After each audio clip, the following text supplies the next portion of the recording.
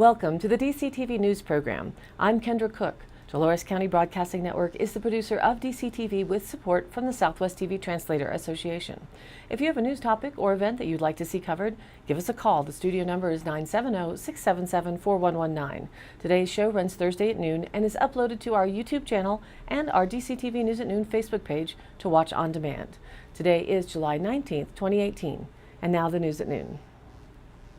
From the Journal, file photo. On Tuesday, Ezekiel Baird became the first of 5 arrestees to enter a plea after a multi-agency investigation into a suspected Cortez drug trafficking ring. Baird, who has been out of jail on bond since late May, pled guilty in Montezuma County District Court to distribution of meth, a Class 3 drug felony. His plea agreement stipulates a sentence of probation instead of the normal 2 to 4 year prison sentence that such a charge carries. District Judge Todd Plew tentatively accepted the plea pending a presentence investigation. The 26-year-old was arrested May 15th, along with fellow Cortez residents Sherry and Lindell Clark, who are suspected of supplying meth and heroin to the Four Corners area. Their arrest, along with that of California residents Jesse Venezuela and Rommel Aviles Reyes on May 13th, was the result of a months-long investigation by local law enforcement and the Southwest Drug Task Force. On Tuesday, prosecuting attorney Matthew Murgison said Baird's felony charge was for selling meth to a confidential informant on September 13th. But he agreed with defense attorney Jason Ely that probation would be a better sentence than jail for Baird since this was his first felony offense.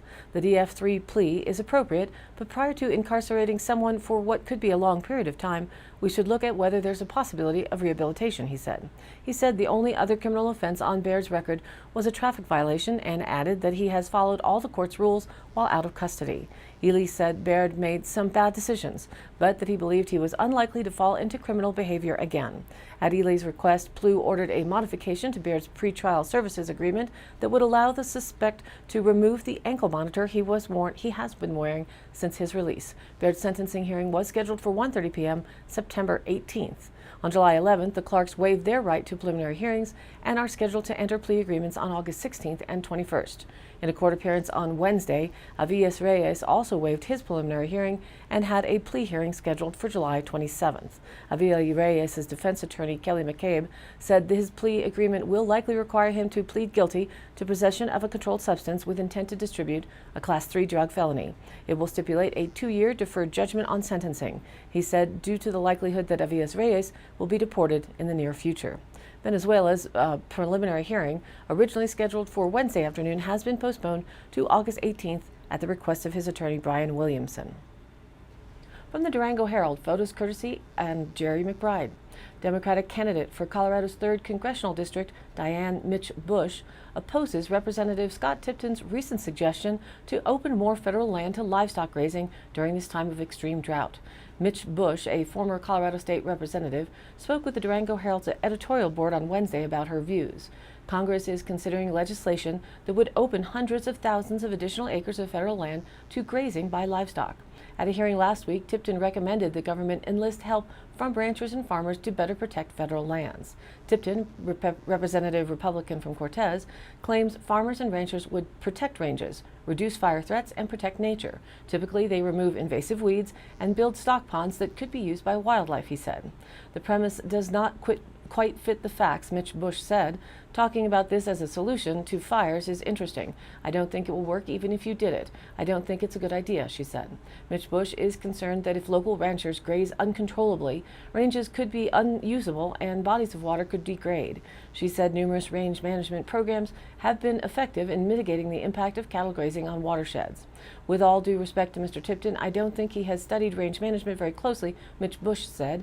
I think there are better ideas out there to deal with this. Representatives for Tipton did not immediately respond for comment. Livestock grazing already is permitted across stretches of federal lands in the West. The U.S. Bureau of Land Management authorizes livestock grazing on 155 million acres, more than half of the acreage it administers. The U.S. Forest Service and U.S. Fish and Wildlife Service also permit grazing on some of their lands. In Colorado, the federal government owns about 37% of the land. And now from the Durango Herald, photos Jerry McBride and CDOT. Floods and mudslides that emergency workers feared since rain started to hit the 416 fire burn scar arrived Tuesday afternoon with significant debris flows across U.S. Highway 550, the railroad tracks, and East Animas Road, County Road 250 north of Durango. As of 8 a.m. on Wednesday, the Colorado Department of Transportation reported Highway 550 was confined to one lane, alternating traffic between mile markers 80 and 92 because of rock slides. The mudslide caused the Durango and Silverton Narrow Gauge Railroad to cancel services on Wednesday. Megan Graham, La Plata County spokeswoman, said East Animas Road and County Road 250C between Baker's Bridge and their intersections with Highway 550 is currently open to local traffic only. La Plata County has set up a hotline with information about the flooding, debris, and flows at 970-382-8700. Because of the heavy rains Tuesday afternoon, we've had several mud and debris slides running across the highway along this half-mile stretch of highway near the burn area, said John Palmer, Maintenance Deputy Superintendent with the Colorado Department of Transportation. Lots of mud and some large boulders have reached the roadway. Our patrol personnel are trying to get the highway open as quickly as possible to at least one lane alternating traffic. A DS&G train carrying about 400 passengers was blocked on the tracks near the Shalona Hill Bridge, said Scott Davis, spokesman for the Durango Fire Protection District. At about 7:20 p.m. Tuesday, 3 buses were en route from Durango to pick up the passengers, though more trips were likely needed. A KOA campground was evacuated near East Animas Road and U.S. Highway 550, one of the first places to report flooding. About 200 campers were bused to the La Plata County Fairgrounds, where the Red Cross set up a shelter. No injuries were reported as of 8:30 p.m. on Tuesday, and it's unclear how much property damage may have occurred. Campers who were staying at the KOA campground on East Animas Road and evacuated Tuesday night were escorted to the campground to retrieve their belongings yesterday. Davis could not say how widespread the flood was or whether homes were damaged.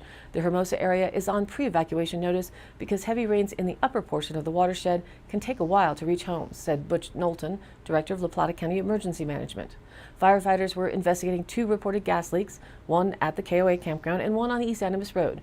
Davis said the leak at the KOA campground had been controlled. Knowlton said the campground sustained extensive damage. Midge Wanamaker, who lives on East Animas Road, said a torrential downpour moved through the area that lasted about 15 to 20 minutes. Flooding also occurred 10 miles west of Pagosa Springs, and U.S. Highway 160 was closed in both directions as a result of significant mudslides. That, according to Colorado Department of Transportation, the highway was closed from about 4:45 to 8:30 p.m.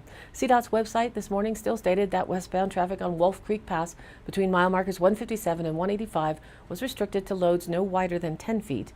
And it also continues to state that US 550 southbound and northbound Red Mountain Pass, mile marker 80 to 92, has alternating traffic due to the rock slide. Be sure to check with cdot.gov before you travel for any alerts or notices. And now, let's take a look at the weather outlook into the weekend.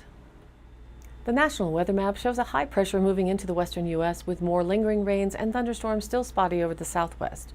Between the low pressure moving across the central plains, expect some heavy rains and flooding possible in the area, while those storms continue to bring moisture to the south and southeast. The northeast gets a slight decrease in their mugginess with some dry weather before the next batch of rains comes their way.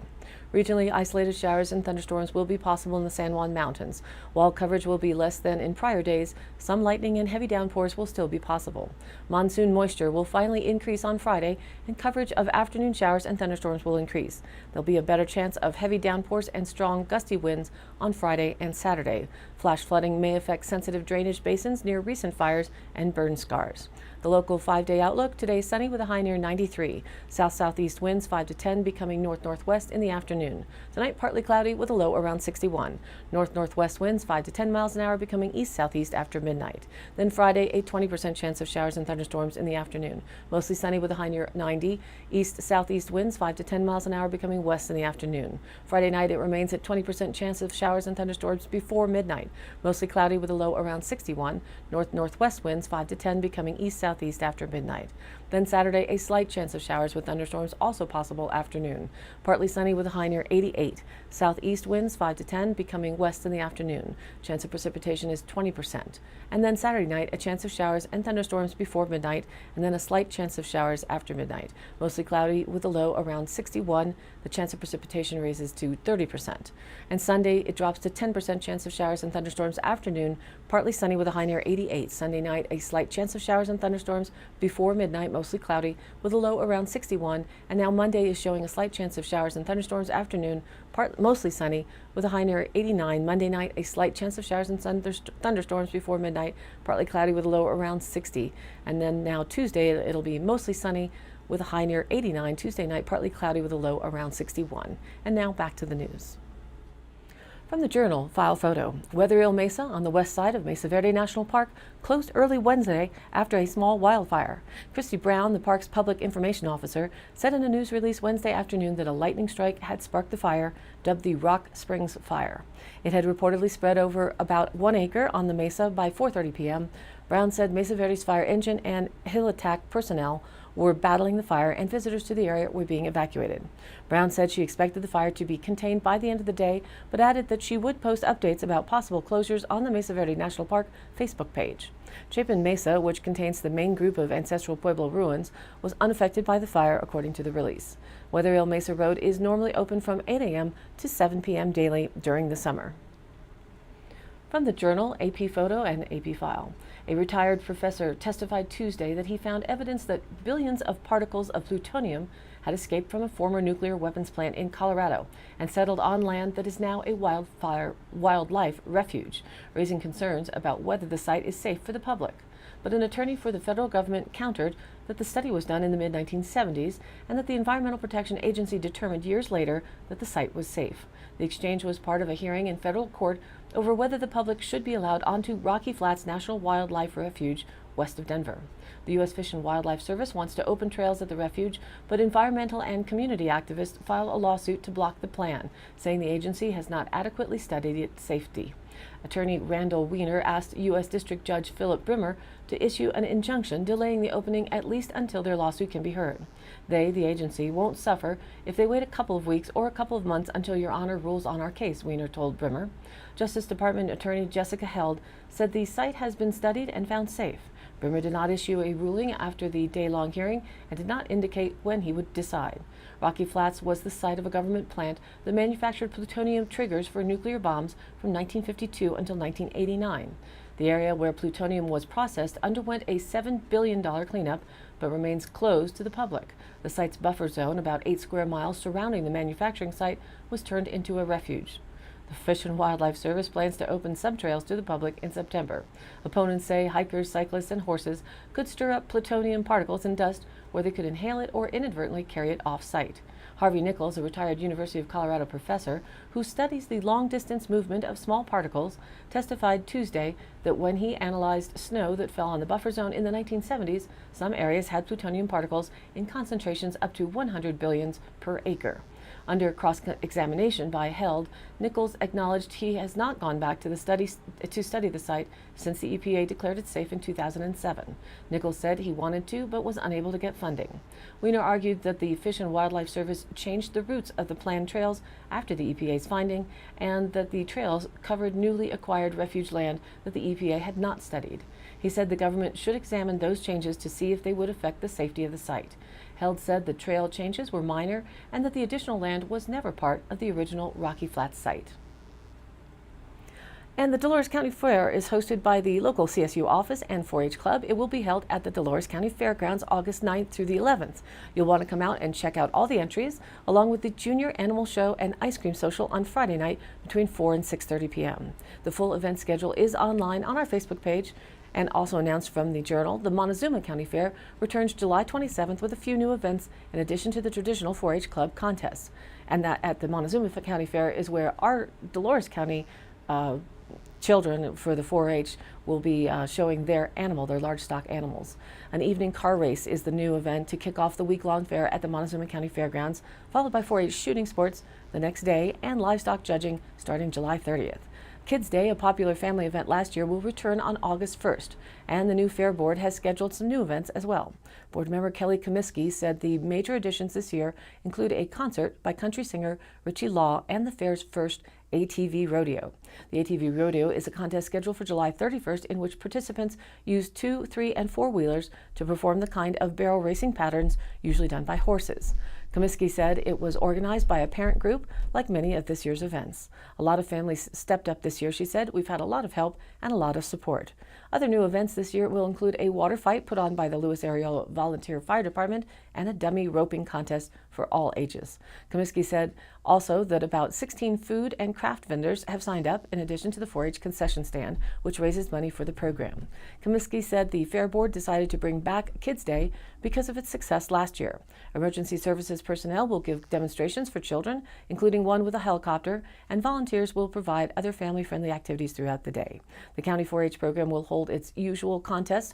Director Andrea Jeter said last year about 213 students competed, but this year only 203 are enrolled in 4-H.